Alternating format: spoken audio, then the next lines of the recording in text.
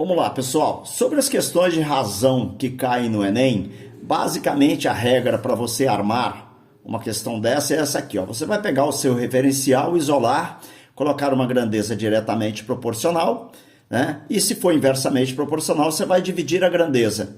Legal? Diretamente proporcional e inversamente você inverte a grandeza. E não pode esquecer que existe sempre um K, que é uma constante de proporcionalidade. Daí você vem aqui e faz isso, ó.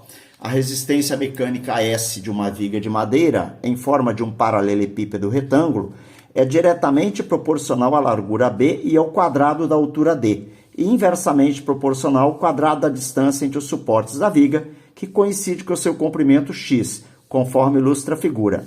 A constante de proporcionalidade K é chamada resistência da viga. S é o referencial, igual. Diretamente proporcional a quem? AB. Diretamente proporcional a quem? AD ao quadrado. E inversamente proporcional a quem? Ao quadrado de x. E seja K uma constante de proporcionalidade. Letra A. Ok? Primeira questão já foi.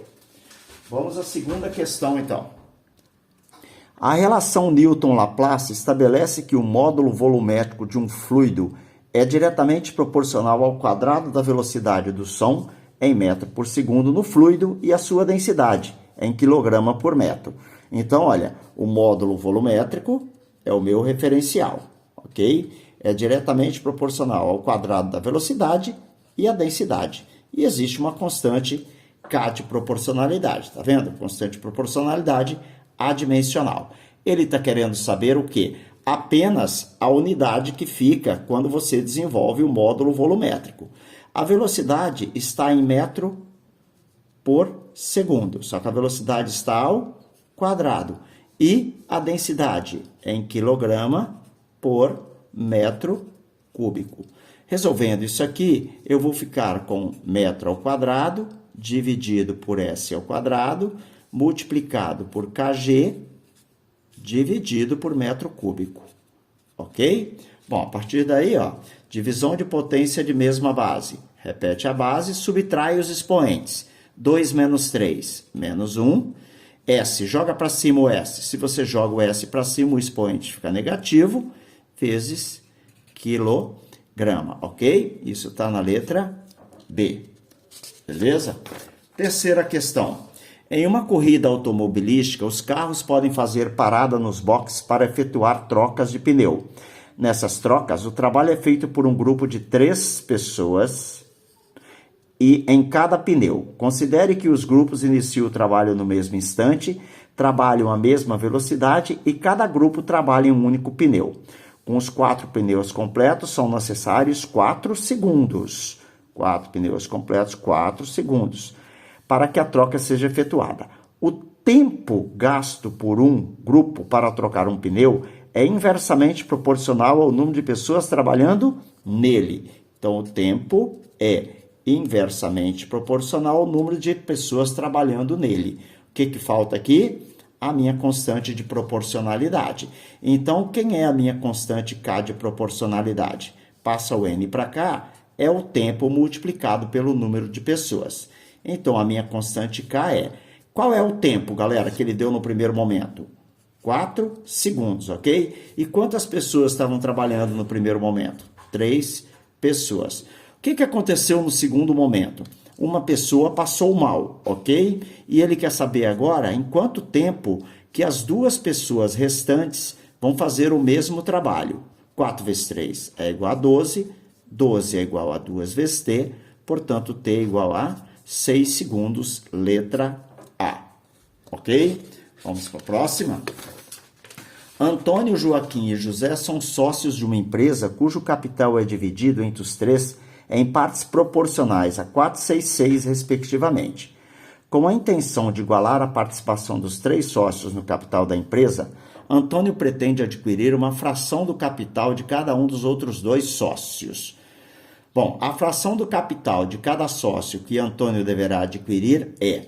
Bom, eu vou procurar tirar, galera, a mesma quantia de cada uma dessas 2 grandezas aqui, mas eu vou procurar tirar a mesma quantia inteira para verificar se a gente consegue igualar a sociedade.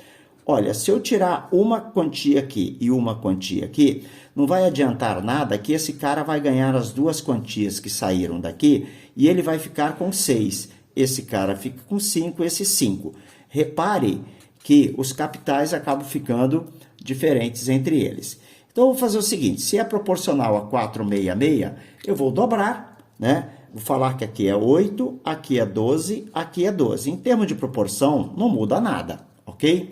Observe que se eu tirar partes inteiras aqui, eu também não consigo igualar o capital, porque se eu tirar um de cada um aqui, eu fico com 11, 11, aqui vai ficar 10, porque ele vai ganhar as duas partes. E se eu tirar duas partes aqui? Bom, se eu tirar duas partes, esse cara vai ganhar 4, também não adianta nada.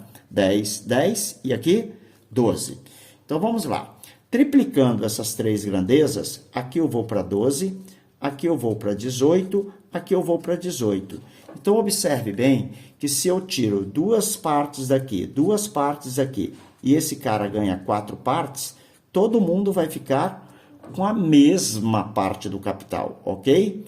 Muito bem. Então, eu tirei duas partes em cima de quanto? Eu tirei duas partes em cima de 18. A mesma coisa que 1 sobre 9, letra C. Beleza? E a última. José, Carlos e Paulo devem transportar em suas bicicletas uma certa quantidade de laranjas. Decidiram dividir o trajeto a ser percorrido em duas partes, sendo que ao final da primeira parte, eles redistribuiriam a quantidade de laranjas que cada um carregava dependendo do cansaço de cada um. Na primeira parte do trajeto, José, Carlos e Paulo dividiram as laranjas na proporção 6, 5, 4, ok? E na segunda parte do trajeto, foi dividido na proporção 4, 4, 2. Ele quer saber quantas laranjas cada um carregou na segunda parte do trajeto. Então, quantas laranjas foram carregadas aqui. Observe que esse menino aqui tem que carregar a mesma quantidade desse menino. E esse menino aqui carrega a metade da quantidade de laranja que esses dois trabalhavam. 4, 4, 2. Igual, e aqui a metade. Não pode ser letra A, porque repare bem que está diferente as quantidades. Pode ser letra B? Pode. Pode ser letra C? Não pode, porque essas quantidades aqui são diferentes, tá vendo? Então, poderia ser letra D e poderia ser letra E. Muito bem. Acontece que dividir na proporção 6, 5, 4, se você somar aqui, ó, é como se eu tivesse 15 partes, cada parte com a mesma quantidade de laranjas. E aqui é como se eu tivesse agora 10 partes, ou 10 sacolas, vamos colocar assim que fica mais prático entender. Se eu tenho 15 sacolas com a mesma quantidade de laranjas, significa dizer que o número de laranjas tem que ser múltiplo de 15. Se eu tenho 10 sacolas com a mesma quantidade de laranjas, significa dizer que a minha quantidade de laranjas tem que ser múltiplo de 10, ok? Observa que múltiplo de 15 e múltiplo de 10 só existe na letra B. Esses números aqui são múltiplos de 15 e múltiplos de 10. Então, está fora a letra D, está fora a letra E. A resposta, letra B de bola. Tá bom, professor, mas e aí? A gente resolveu bem rápido aqui. Tem como você equacionar isso? Se você quiser, procura no meu canal, que tem a solução dessas questões, todas, no caso dessas questões mais trabalhosas aqui, né? Tem todas elas equacionadas. Tá bom? Um abraço.